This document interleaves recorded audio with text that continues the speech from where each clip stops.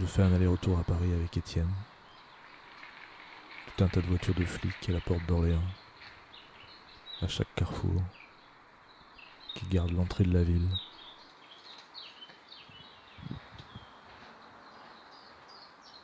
J'apprends à accompagner dans l'apprentissage des refus. J'essaie d'aider Étienne à y trouver de la force.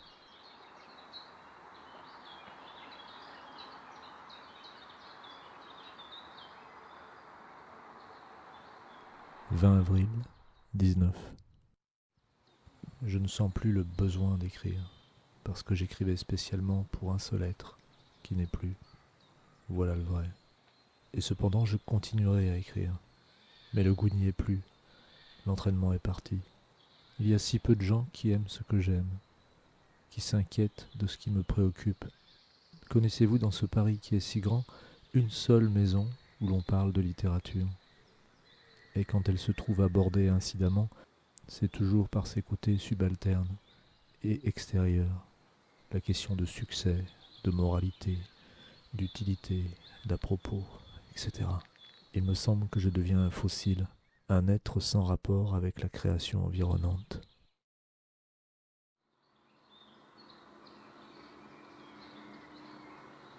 Je fais un aller-retour à Reims.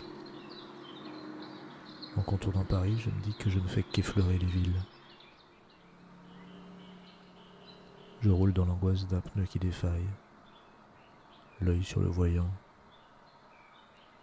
Je m'arrête dans une aire d'autoroute. Je refais la pression des pneus. C'est l'arrière droit qui déconne.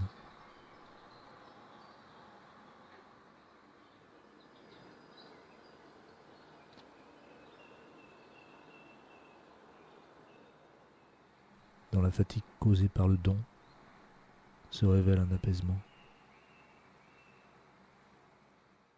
22 avril, 19.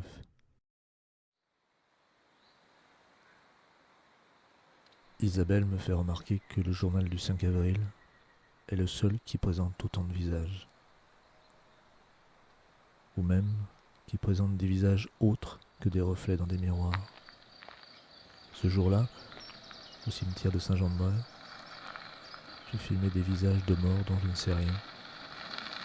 Mais chacun de leurs visages, chaque détail de la photo filmée, pourrait devenir indice ou brèche vers une fiction, un récit, vers une vie à côté de la vie et à côté de la mort.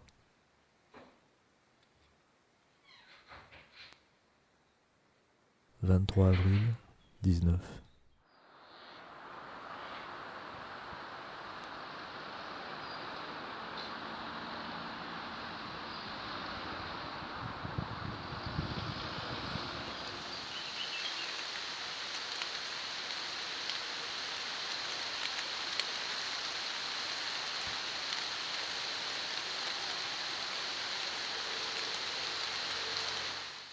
Et si l'on était cause de sa propre asphyxie? Si, sous la pression de l'introspection, l'ouverture par laquelle on se déverse dans le monde devenait trop étroite, ou se fermait tout à fait. Il y a des moments où je ne suis pas loin d'en être là.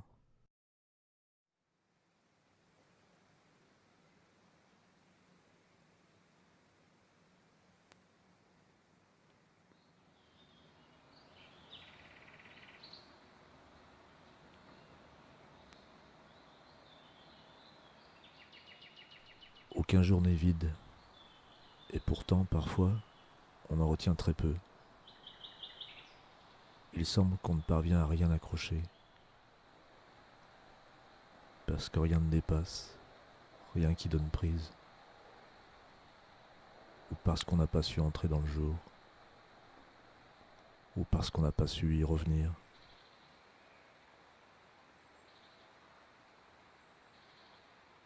Il m'arrive parfois de douter savoir comment cheminer dans les heures.